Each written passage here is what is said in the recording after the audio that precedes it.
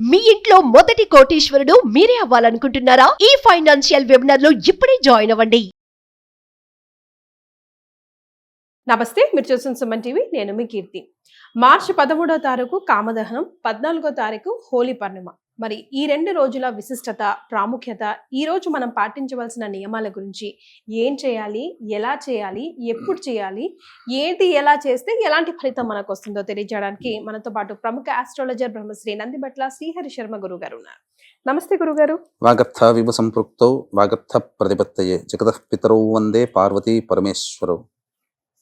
సదాశివసమారంభాం శంకరాచార్య మధ్యమాం అస్మదాచార్య పర్యంతం వందే గురు పరంపరాం.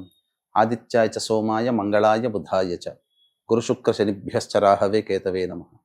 శృంగేరి జగద్గురు పీఠాధిపతులకి, కంచి పీఠాధిపతులకి నమస్కారములు తెలియజేసుకుంటూ కార్యక్రమాన్ని ప్రారంభిద్దాం. గురుగారు, మార్చి 13వ తారీఖున కామదహనం, అలాగే 14వ తారీఖున హోలీకి చేసుకుంటాం కదా మనం అందరం.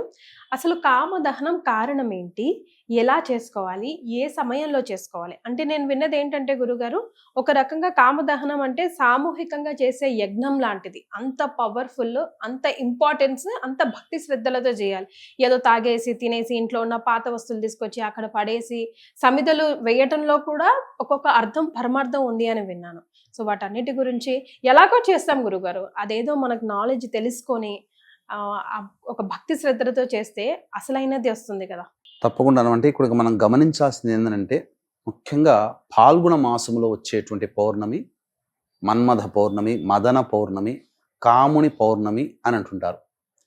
అంటే ఇక్కడ ఏంటనంటే, మనకు యుగాల నాటిది ప్రకారం చూసుకుంటే సతీదేవి వియోగమైన తర్వాత ఆ వియోగ బాధతో పరమేశ్వరుడు ఘోర తపస్సులోకి వెళ్ళిపోతాడు, ధ్యానంలోకి వెళ్ళిపోతాడు. తారకాసును సంహరించాలి అంటే పార్వతీ పరమేశ్వరుడు, అనగా సతీదేవికి పరమేశ్వరుడికి పుట్టిన సంతానంతోనే నా సంహారం జరగాలని అంటాడు. సతీదేవి మళ్ళీ హిమవంతుని పుత్రికగా పార్వతిగా జన్మిస్తుంది. ఆ పార్వతినే ఈ యొక్క ఈశ్వరుణ్ణి భర్తగా ప్రేరణ చేసుకొని, తదనంతరం ఆ పార్వతి గత జన్మ వృత్తాంతాన్ని తెలుసుకొని నా భర్త పరమేశ్వరుడు అని చెప్పి పరమేశ్వరుని వెతుక్కుంటూ వెళుతుంది. పరమేశ్వరుడు ఎప్పుడు నన్ను చూస్తాడా, ఎప్పుడు నన్ను స్వీకరిస్తాడా అని ఎదురు చూస్తుంది. దేవతలందరూ కూడా ఎదురు చూస్తారు, ఎందుకంటే వాళ్ళకు పుట్టే సంతానంతోనే వియోగం, ఈ యొక్క తారకాసుని యొక్క సంహారం జరగాలి కాబట్టి. అయితే ఇది ఒక పట్టాన కొన్ని వేల ఏళ్ళు ఎదురు చూసినా పరమేశ్వరుడు కరుణించలేదు, అంటే ధ్యానం నుంచి బయటికి రాలేదు. అంటే ఈ కాముడు అనగా మన్మథుడు నేను ప్రేరేపిస్తానని చెప్పడం, ఆ విధంగా ఆ ప్రేరణ చేత పరమేశ్వరుడు ఈ ధ్యానభంగం అవ్వడం, ఎదురుగా కనిపించేసేసరికి పార్వతి కనిపించేసరికి ఆ సుందర రూపాన్ని చూసి తనకి గుర్తుకు వచ్చి తన భార్యగా స్వీకరించడం, తర్వాత నా యొక్క ధ్యానానికి భంగపరిచిన వాడు ఎవడు అని చెప్పేసి ఆగ్రహంతో తెలుసుకొని మన్మధుడి వైపు తీక్ష్ణమైన దృష్టితో చూడడం, 3వ కన్ను తెరవడం, తద్వారా దహనమైపోవడం. తర్వాత రతిదేవి వచ్చి బాధపడడం, నా ఒక్క భర్తను రక్షించమంటే ప్రపంచం మొత్తం కనిపించకపోయినా నీకు మాత్రం, నీ కంటికి మాత్రం కనిపిస్తాడని చెప్పి వరం ఇవ్వడం, ఇది జరిగిపోయింది. ఈ మన్మధుడు మరణించినటువంటి రోజే ఈ యొక్క పౌర్ణమి రోజు అని అంటారు. అంతేకాకుండా మనకు ఈ యొక్క కాముని పౌర్ణమి అనేటువంటిది 2 సందర్భాల్లో ఇంకా మనకు బాగా ప్రహ్లాదుని స్టోరీ ఒకటి, ముఖ్యంగా రాధాకృష్ణుల యొక్క ప్రేమ తత్వాన్ని సూచించేటువంటిది. కాబట్టి ఈ రాధాకృష్ణులు బాగా చేసుకుంటారమ్మా చక్కగా. అందుకనే ఈనాటికి కూడా మన దగ్గర అంతగా రంగులద్దుకోవడం అనేటువంటిది మన దగ్గర ఈ మధ్య పెరిగింది, కానీ ఒక పూర్వకాలం నుంచి కూడా నార్త్ సైడ్ వాళ్ళే ఎక్కువగా సంతోషంగా, మనము దీపావళి ఎంత సంతోషంగా జరుపుకుంటామో వాళ్ళు ఈ యొక్క హోలీ పండుగ అంత బాగా సంతోషంగా జరుపుకుంటారు. దగ్గర 40 రోజుల పాటు ఏదో సెలబ్రేట్ చేస్తారు. అంటే పంచమి రోజు నుంచి, ఈ పాల్గొన మాసం పంచమి రోజు నుంచి మొదలుకొని ఈ పౌర్ణమి వరకు కూడా ఉత్సవాలు బాగా జరుపుకుంటారు. అందరూ రంగులు పూసుకుంటారు. ఇంకా చెప్పాలి అంటే తమ ఇష్టమైన వ్యక్తుల మీద ప్రేమను చాటేటువంటి ఉద్దేశంలో భాగంగా ఈ రంగును చల్లుకోవడం. ఈ జల్లిన తర్వాత ఆ యొక్క అమ్మాయి కూడా తను ఇష్టమైతే తను కూడా జల్లుతుంది.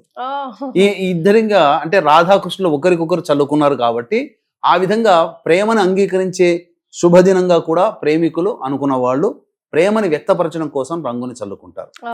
అయితే ఒక్కరు చేస్తే కాదు, అటువైపు ఇంకొక వ్యక్తి కూడాను తన ఇష్టాన్ని చూపితే అప్పుడు ఆ విధంగా జరుగుతుంది. ఇది జరిగేటువంటిది. ఇంకొక రెండవదైనటువంటిది ఏంటంటే ప్రహ్లాదుడికి సంబంధించినటువంటిది. హిరణ్యకశిపుడికి సోదరి హోళిక, ఆమెకు ఒక గొప్ప వరం ఉంది. అగ్నిలో కూడా దగ్ధమైపోయినటువంటి వరం ఆమె సంపాదించుకుంది. కాబట్టి ఎన్నో విధాలుగా ఆ ప్రహ్లాదుడు, ఎందుకంటే విష్ణు భక్తుడు, ఆయనేమో విష్ణు ద్వేషి తండ్రి కాబట్టి ఇక్కడ తన ప్రహ్లాదుడిని అంతమొందించాలనే ఉద్దేశంతో బాధలు పెట్టైనా నయాన భయాన చెబితే వినలేదు. ఇక దండన చేసి భయపెట్టి బాధ పెట్టైనా మార్చాలి దృష్టి విష్ణువు నుంచి ఈశ్వరుడికి అని చెప్పే ఉద్దేశంతో అనేక రకాల శిక్షలు వేసిన అన్నిట్లో కూడాను మృత్యుంజయుడి తిరిగి వస్తే ఇక చివరికి సోదరి అన్న యొక్క పడుతున్నటువంటి తపనని చూసి నేను సంహరిస్తానన్నయ్య అని చెప్పి ఒక పెద్ద మంట వేసుకొని ఆ మంటలో ప్రహ్లాదుని ఒళ్ళో కూర్చోబెట్టుకొని తనకొక వరం ఉంది కదా, ఎటువంటి అగ్నిలో దహనం అయిపోనని చెప్పేసేసని. కానీ ఇక్కడ దేవత యొక్క శక్తి ముందర ఆమె వరం ఏమీ పనిచేయలేదు. ప్రహ్లాదుడి యొక్క నిరంతర భక్తి తత్పరంతో ఆ హోళికే దహనం అయిపోయినటువంటిది. హోళిక అనే రాక్షసి దహనం అయినటువంటి సందర్భంగా మళ్ళీ దహనం అయిపోయి మృత్యుంజయుడై తిరిగి వచ్చినటువంటి సందర్భంగా ఆ రోజు పౌర్ణమి, ఈ హోళికా పౌర్ణమి. ఆ రోజున నుంచి పురస్కరించుకొని ప్రతి ఇంటా కూడా ఈ యొక్క హోళీ పండుగ సందర్భంగా హోళీ దహనం లేదా కామదహనం ఊరి చివర్లలో, ఇప్పుడు భోగి మంటలు అయితే ఏ విధంగానైతే మనం వేసుకుంటామో భోగి మంటల్లో చేసే ఆచారంలో ఏంటంటే పాత వస్తువులన్నీ తీసుకొచ్చి వేయడం లాంటిది. కానీ ఈ హోళికా పౌర్ణమి సందర్భంగా వాడబడేటువంటి వస్తువుల్లో పాత వస్తువులు కాదు, కొత్త వస్తువులే మనం తెచ్చుకోవాలి. పాత వస్తువులు వేయడానికి లేదు. ఆవు పిడకలు వస్తువులు. ముఖ్యంగా ఈ దహనం అనేటువంటిది జరపడానికి ఈ 13వ తారీఖు రోజున రాత్రిపూట కదా జరిపేటువంటిది. దహనం అనేది ఎప్పుడు కూడా రాత్రిపూట. ఏ సమయంలో? 13వ తారీఖు రోజున మనకు ఉదయం 10:36 నుంచి ప్రారంభమైనటువంటి పౌర్ణమి 14వ తారీఖు రోజున 12:27 వరకు ఉంది కాబట్టి రాత్రిపూట మాత్రమే ఇది జరుపుకోవాలి. ఏ సమయంలో సాధారణంగానైతే అన్ని ప్రాంతాలలో సూర్యాస్తమయం అయిన తర్వాత సాయంత్రం అనగా ఈ ప్రదోష కాలం దాటిన తర్వాత అంటే సాయంత్రం 7:30 తర్వాత చేస్తారు. కానీ ఈసారి భద్రాకరణం అనేటువంటిది ఉన్నది. రాత్రి 11:36 వరకు భద్రాకరణం ఉంది కాబట్టి ఈ యొక్క భద్రాకరణం ఉన్నంత వరకు సమయాన్ని విడిచిపెట్టి హోళికా పౌర్ణమి అనేటువంటిది భవిష్యత్తులో మంచి జరగడానికి ఉద్దేశించి చేసేటువంటి పండుగ. ఎందుకనంటే ఈ యొక్క హోళికా పండుగ అనేటువంటిది జరిపిన తర్వాత ఆ విభూతిని తీసుకుని వచ్చి తెల్లవారి అనగా మరుసటి రోజున నీటిలో కలుపుకొని స్నానం చేస్తే సమస్తమైనటువంటి రోగ దోషాలన్నీ కూడా తొలగిపోతాయని శాస్త్రవచనం. అంతేకాకుండా ఇంటికి తీసుకొచ్చి ఇంటి చుట్టుపక్కల ఉన్నటువంటి ప్రదేశాల్లో జల్లినట్లయితే ఆ ఇంట్లో ఎటువంటి అపమృత్యు భయ దోషాలు ఉండవు. అంతేకాకుండా ఆ ఇంట్లో నరదృష్టి నరఘోష నుంచి బయటపడుతుందని చెప్పి శాస్త్రవచనం. కాబట్టి ఇంతటి మహత్యాన్ని ఇంతటి గొప్పతనాన్ని చాటి చెప్పేటువంటి యొక్క హోళికా దహనం ఏదైతే సంబంధించినటువంటి ఉందో ఈ భద్రాకరణం ఉన్నటువంటి సమయాన్ని విడిచిపెట్టి చేసుకోవాలి. దీనికి ఉన్నటువంటి ఈ భద్రాకరణం ఉన్నటువంటి సమయం 11:36 వరకు ఉంది కాబట్టి 13వ తారీఖు రోజున 11:36 నుంచి 12:26 మధ్య కాలంలో అనగా సుమారు 1 గంట కాలం మధ్య కాలంలో ఈ యొక్క హోళికా దహనాన్ని ఏర్పాటు చేసుకుని నిశీ సమయంలో ముఖ్యంగా చేయాలి. కాబట్టి ఈ సమయంలో చేసుకున్నటువంటి విధంగా ఆచరించుకొని మరుసటి రోజున పౌర్ణమి యథావిధిగా పండుగ చేసుకోవాలి. గురుగారు, సమిధల్లో ముఖ్యంగా ఇవి ఉంటే బాగుంటుంది. ఎందుకంటే నెక్స్ట్ డే మనం నీళ్ళల్లో వేసుకొని స్నానం ఆచరిస్తాం కాబట్టి ఔషధి గుణాలు ఉన్నవే మనం యూజ్ చేస్తూ ఉండాలి. కాబట్టి ముఖ్యంగా ఏవి వేసుకున్నా వేసుకోకపోయినా ఇవి వేసుకోవాలి, ఇవి వేసుకోకూడదు ఏమైనా ఉన్నాయా? అంటే మర్రి చెట్టువి యూజ్ చేయకూడదు నేను సమిధలను విన్నాను గురుగారు. పంచపల్లవాలలో 5 రకాలను అంటే ఈ పంచపల్లవాలే ముఖ్యంగా సంబంధించినటువంటి దేవతా పూజల్లో మనం వాడతాం. అంటే మర్రి, మేడి, జువ్వి, మోదుగా, రావి. కాబట్టి ఈ 5 వృక్షాలు కూడా దేవతా వృక్షములే, అందులో సందేహము లేదు. యూజ్ చేయవచ్చు, తప్పేమీ లేదు. ఈ 5 వృక్షాలకు సంబంధించినటువంటి కట్టెలను తీసుకుని వచ్చి ఆవు పిడకలను కూడా పెట్టి ముఖ్యంగా అందులో మనకు హోళిక అంటే మనకు చిత్రపటం కనుక దొరికితే ఆ హోళిక అనగా ప్రహ్లాదుని పట్టుకున్నటువంటి హోళిక అనే రాక్షసి గనక చిత్రపటం గనక దొరికే సందర్భం ఉంటే జిరాక్స్ తీసుకోవచ్చు. తీసుకొని ఆ మంటల్లో పెట్టేసేసి హోళికా దహనం లాగా జరుపుకొని ఆ వచ్చినటువంటి బూడిదని తర్వాత స్నానం చేసేటువంటి విధానంగానో ఇంట్లో గానీ వాడుకోవచ్చు. సో ఇక నెక్స్ట్ డే మార్చి 14వ తారీఖు ఎలాగో పౌర్ణమి హోళీ పండుగ చాలా మంది చేసుకునేది ఏంటంటేనమ్మా, ఇక్కడ ఒక విషయం మాత్రం ప్రజలకి తెలియజేయాలి. శాస్త్రం ప్రకారం అహోరాత్రములు 4 అంటే రాత్రిపూట జరుపుకునేటువంటి పండుగలు మాత్రం 4 మాత్రమే ఈ సృష్టిలో. ఒకటి శివరాత్రి, ఈ కాముని పౌర్ణమి, హోళికా దహనం, మదన పౌర్ణమి. 2 మూడవది ఈ సంబంధించినటువంటి దీపావళి, శ్రీకృష్ణ జన్మాష్టమి.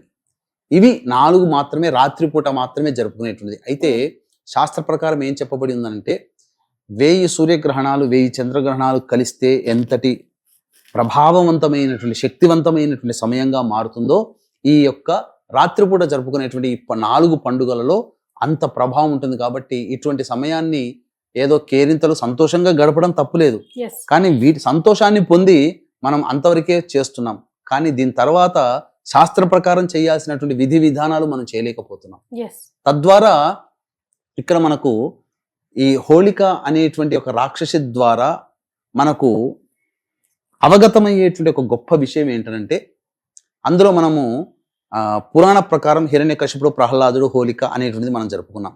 అంటే ఇక్కడ బాలుడు, పసిబాలుడుగా ఉన్నటువంటి వాడు అనేక విధాలుగా ఉన్నటువంటి గండ దోషాలు తొలగించుకొని బయటికి వచ్చాడు. ఆఖరిగా ఈ హోళికను సంహరించడం జరిగింది. కాబట్టి మృత్యుంజయుడై తిరిగి వచ్చాడు. కాబట్టి పిల్లలున్న ప్రతి తల్లులు ఈ హోళికా పండుగ రోజున ఇటువంటిది చేసి తదనంతరం పిల్లలకి ఆయురారోగ్యాలు కలగాలంటే కొన్ని నియమాలు కూడా పాటించాలమ్మా. ఏంటా నియమాలు గురుగారు? తప్పకుండానమ్మా. ఈ చేయాల్సినటువంటిదల్లా కూడా పౌర్ణమి అంటే గుర్తుకొచ్చేది లలిత అమ్మవారు అందరికీ. కాబట్టి అవకాశం ఉంటే అందరూ ఇంట్లో చండీ హోమం చేసుకోవడం చాలా మంచిది. లేని పక్షంలోనైతే ప్రధానంగా ఈ సంబంధించినటువంటి అమ్మవారికి చక్కగా ఎర్రటి పూలమాల వేసి లలితా సహస్రనామ పారాయణం చేసి లక్ష్మీ అష్టోత్తరం కూడా పారాయణం చేసి తదనంతరం అమ్మవారి దేవాలయంలో ఈ సంబంధించినటువంటి పెరుగు ఈ బెల్లం పాయసం నైవేద్యంగా పెట్టాలి. ఇక దేవుడి గదిలోనా గురుగారు, లేకపోతే చంద్రుడి కింద కూర్చొని దేవుడి గదిలోనే పెట్టవచ్చు, లేదా దేవాలయంలోనే పెట్టవచ్చు. ముఖ్యంగా ఇంతకుముందు పిల్లలకి ఆయురారోగ్యాలు, కుటుంబంలో మానసికమైన ప్రశాంతత లభించాలి అని అంటే 11:30 నుంచి 12:30 13వ తారీఖు రోజున రాత్రి కాలంలో ఈ హోళికా దహనం ఉన్నటువంటి సమయంలోనే చద్దిని ప్రిపేర్ చేసుకోవాలి. చద్ది పెట్టడం అంటే తెలుస్తుంది ఎవరికైనా పెద్దవాళ్ళకి. ఆ ప్రిపేర్ చేసుకొని మరునాడు 14వ తారీఖు రోజున ఈ సంబంధించినటువంటి దుర్గా అమ్మవారి దేవాలయానికి పిల్లలు ఎవరైతే అనారోగ్యంతో ఉంటారో, లేకపోతే ఎవరైనా పిల్లలున్న ప్రతి తల్లిదండ్రులు ఆడ మగ అనేటువంటి భేదం లేదు, ఆ పిల్లల్ని తీసుకుని వెళ్ళి పొలిమేరలో ఉన్నటువంటి గ్రామదేవతకో, కట్టమైసమ్మకో, ఎల్లమ్మకో, పోచమ్మకో, లేకపోతే పార్వతి శివాలయంలో ఉన్నటువంటి అమ్మవారికో వెళ్ళి ఆ చద్దిని అమ్మవారికి అభిషేకం జరిపించి వీలైతే ఒక చీర, రవిక బట్ట లేదా కనీసం జాకెట్ పీసు, గాజులు అమ్మవారికి పెట్టి ఈ చద్దిని అమ్మవారికి నైవేద్యంగా పెట్టి పిల్లలకు అందరికీ పంచినట్లయితే పిల్లలందరూ కూడా ఆయురారోగ్యాలతో సంపూర్ణంగా ఆనందంగా జీవిస్తారని చెప్పవచ్చు. ఇప్పుడు లాస్ట్ గా ఒక చిన్న అనుమానం అండి. ఇప్పుడు తులసి కోట దగ్గర లలిత చదివి దీపారాధన చేసి బెల్లం పాయసం నివేదన చేసి లలిత చదువుకోమంటారు కదా, మనం ఆఫ్టర్ 6 అసలు చెట్లనే ముట్టుకోద్దు అంటాం కదా గురుగారు, పర్వాలేదా? నీళ్ళు అలా నీళ్ళు అయితే తులసి కోటలో పోస్తాం. తులసి కోట దగ్గర మనం నీళ్లు పోయడంలో తప్పులేదు. ముట్టుకోవడం అని అంటే అక్కడ సాయంత్రం అయిన తర్వాత తెంపకూడదు. శాస్త్ర ప్రకారం ఏంటంటే జీవము ప్రతి చెట్టుకు ఉంటుంది, పుట్టకి రాయికి కూడా చెట్టులో ప్రాణాలు ఉంటాయి మనిషికి ఉన్నట్టుగానే. కాబట్టి సాయంకాల సమయంలో చెట్టు దగ్గరికి వెళ్ళకూడదు అని అంటారు. ఎందుకనంటే అక్కడ కొన్ని చెట్ల ప్రకారము కార్బన్ డైఆక్సైడ్ వదులుతాయి రాత్రిపూట. అందుకని కొన్ని చెట్ల కింద నిద్రించకూడదని రాత్రిపూట. కారణం అదే, మనిషికి అనారోగ్యం ఏదో సందర్భంలో వెళ్ళినా అనారోగ్యం చేస్తుందనే ఉద్దేశంతో చెప్పడం జరిగింది తప్ప చెట్లు తెంపకూడదు. కానీ చేయవచ్చు, నీళ్లు పోయవచ్చు, ఇబ్బంది పడాల్సిందే. అట్లని కూడా కార్తీక మాసం అంతా కూడా ప్రదోషకాల సమయంలోనే చెట్టు దగ్గరనే చేస్తారు కదా. సో గురుగారు చెప్పబోయేది ఏంటంటే, మన పండగలు అనేది పెద్దలు పెట్టిన ఆచారం, అది మనకి, మన వంటికి, మన ఇంటికి విలువలు పెంచేదే అయి ఉంటుంది. అది చేస్తాం ఎలాగో నియమాల ప్రకారం, ఏదో మమ అనిపించకుండా ఆచారం ప్రకారం, నియమం ప్రకారం పాటిస్తే మనకి మరింత రెట్టింపు ఫలితం వస్తుంది. అంతే కదా గురుగారు? అంతేనమ్మా. చాలా సంతోషం అండి, ధన్యవాదాలు. సర్వం శ్రీ ఉమామహేశ్వర పరబ్రహ్మార్పణమస్తు.